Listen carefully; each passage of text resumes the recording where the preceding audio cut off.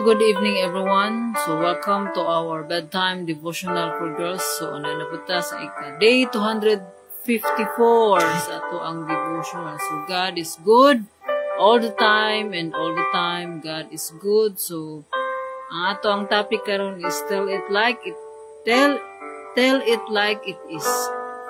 And today is Wednesday.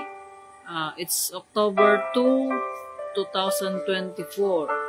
So, salamat sa Ginoo sa kagayunan, iyang gihatag kanato karong gabi una, before ta matulog, ato ang taganog panahon, ang pulong sa Ginoo. So, ang word nga gihatag diri is sa 3 John chapter 1 verse 4 nga nag-ingon, I have no greater joy than this, to hear that my children are walking in the truth.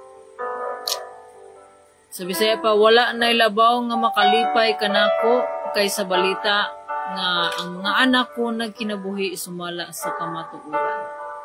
So let us pray. Father God in heaven, Lord, daghang salamat Lord God sa panahon sa kagayunan Lord God. Ikaw ang Ginoo, ikaw ang mag-alagaran, maghari ka Lord God sa imong kinabuhi.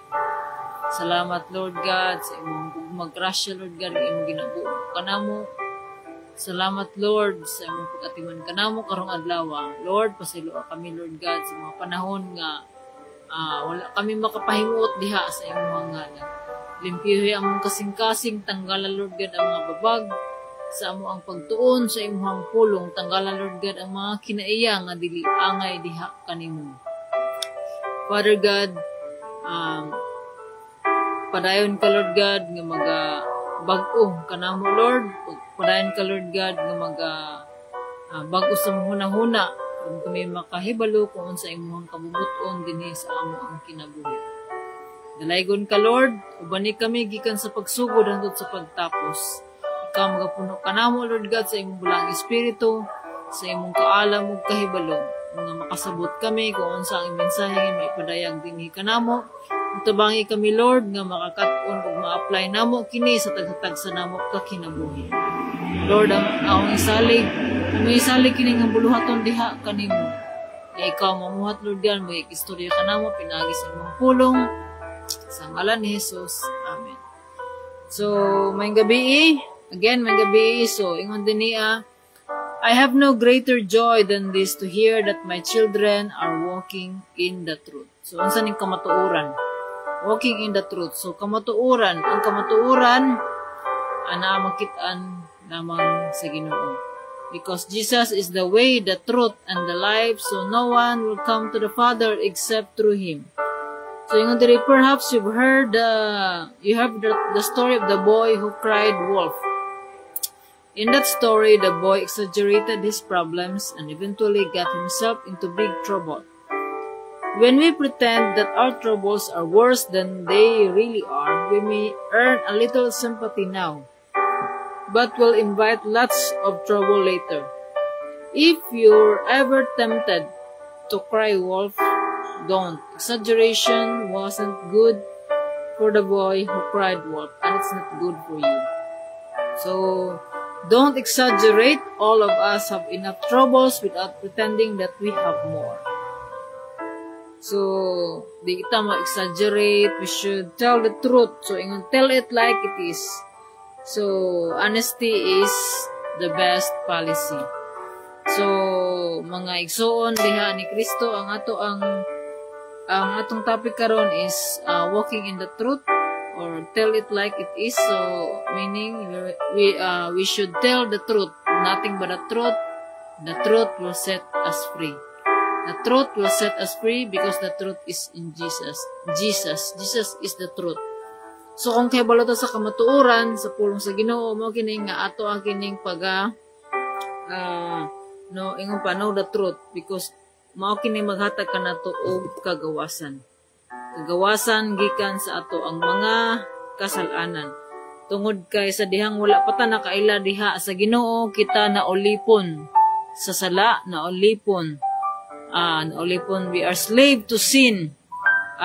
Kung slave ta sa sin, ang ato ang ginabuhat is dili ta makalingkawas sa pagpakasala. tungod kay slave man ta sa pagpakasala. So mo kining tungod sa gugma, dakong gugma sa Ginoo kanato ni ani siya diri sa kalibutan para luwason ta sa ato pagka ulipon sa sala. So gitagaan pinagi sa gugma sa Ginoo, gitagaan ta og kagawasan. So mo ni ang atong buhaton, mutuo ta, mosalig ta sa Ginoo, atong dawaton si Jesus as our Lord and Savior, and repent for our sins. So we need to realize that we need God, we need Jesus sa ato ang kinabuhi. Mao na nga kinahanglan na agud ang realization. Pero mao kanina nga usahay ka na bitang dili pa ta maka-realize tungod kay usahay ang tao kay depend pa man sa iyang kaugalingon nga while there's something wrong, there's nothing wrong with there's nothing wrong with me. Why I would ask for forgiveness? But according to the word of God, for all have sinned and fall short of the glory of God. Kung mayong ganita nga wala ta nakasala, ato ang gibakakan ang atong kaugalingon tungod according sa pulong sa Ginoo tanan nakasala. So we are sinners. We sin from time to time sa mga mga pasayloan sa atong makalapasan. So maning kamot ta nga makahimo kung unsa man ang mga sugo sa Ginoo. So usa ka ang sugo sa Ginoo nga magbasa magtuon sa iyang pulong ug magkinabuhi kung unsa man ang ato ang nabasa niini. So kana pa lang daan ayon ta nga di man ta makahimo niini. Yes, by our own strength, our own power, our human power, dili kita makahimo because ang Ginoo ra gyud maghatag og desire sa ato. Mo na nga atong i-pray na atong iampo diha sa Ginoo. Lord, ingon sa iyang pulong nga seek first the kingdom of God. Ang Ginoo kanunay nagahulat kanato. Ingon sa pulong sa Ginoo nga if you seek me with all of your heart, you will find me. If you seek me with all of your heart. Kung pagitaon na to ang Ginoo, because only God can satisfy the longing of our souls.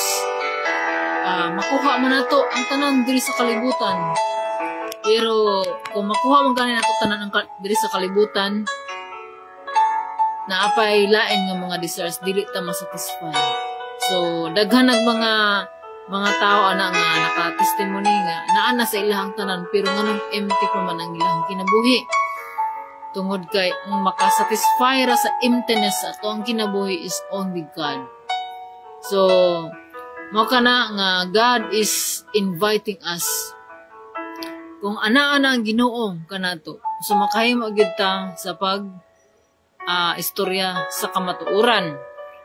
Dili ta mamakak, kung dili puro sa kamatuoran ato ang ang atong isulti. So dili ta ingon diri sa ato ang gibasa is exaggeration. So dili ta mo exaggerate maski sa ato ang mga stories. Sa ato ang mga stories, ato ang mga experiences, dili na to i-exaggerate. Di usahay kulangan ana mo na nga likayan na to ang mga pag-istorya kanang bitaw ang mga dili makapahimuot sa Ginoo, gossip dili na makapahimuot sa Ginoo. So naa na sa pulong sa Ginoo mo ang ina nga kung magbasa gyud ta sa pulong sa Ginoo daghan tagma hibaluan nga oy dili sayop daay ni dili din mo ang gusto sa Ginoo, sala daay ni siya. Ang sala mao ni siya ang pagbuhat sa mga butang nga dili makahatag og kalipay diha sa Ginoo. So unsaon na to pagkahibalo nga unsay ikalipay sa Ginoo, mao na nga we should read and study the word of God. So ang pagtuon sa Ginoo, pagtuon sa pulong sa Ginoo, kinahanglan gyud nato na sa tagaan og panahon, tagaan og higayon. So ako naningkamot ko, ako as a believers in Christ, so naningkamot ko kanunay nga maski sa ako ang kabisi sa trabaho, dili yun ako kalimtan maningkamot ko nga aduna gyud ko'y panahon diha sa pagtuon sa pulong sa Ginoo. Maski kuan lamang na siya kanang ingon to sa ato ang kuan gani, getting to know God. So if we want to know God, we should spend time with Him. So sama ra pud na sa katao. Ang usa ka gibalik ko ang usa ka lalaki nanguyab pa na siya sa babae. So unsa may buhaton niya, mag-spend siya og time to know that person. So inana pod ang Ginoo sa atoa. If we want to know God, we should spend time with God. So how? Through reading His Word, studying His Word, and through application, and through our prayers to, ang Ginoo nag-communicate ka na to pinaagi sa iyang pulong. So God is always inviting us.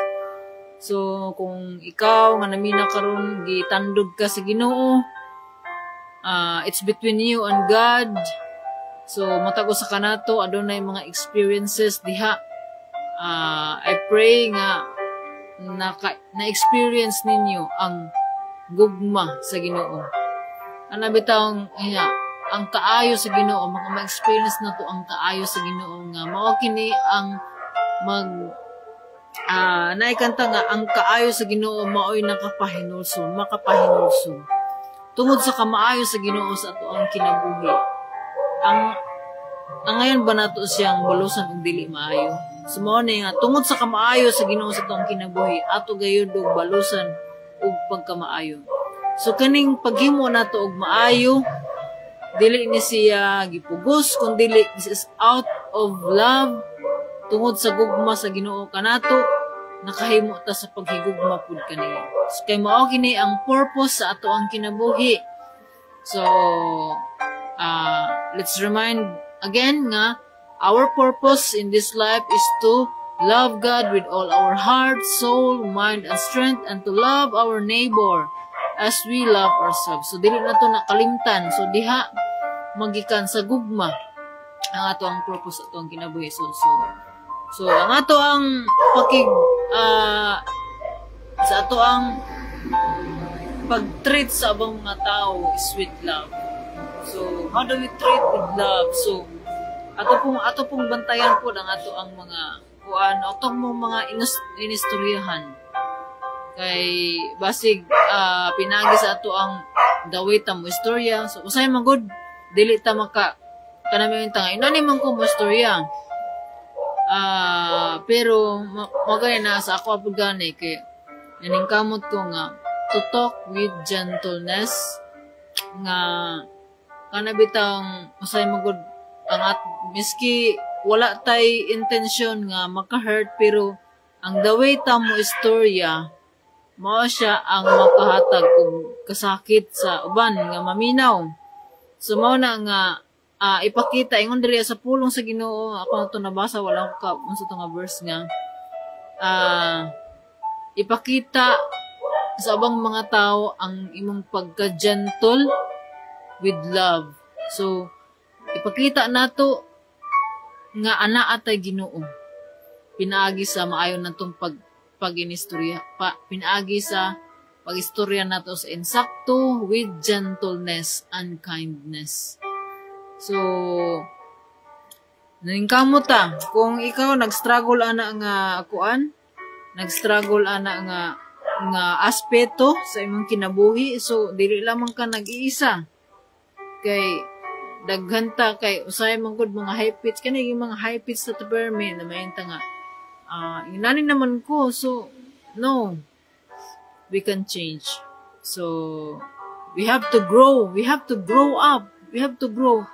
Kasi gani atong pagtuo, we have to grow it atong palambuon atong pagtuo mao na nga sa atong pagpalambo sa atong pagtuo diha pud ta ang ato pong karakter, ang ato pong dawita nga magkuan ma-build up, mag-grow pud ta.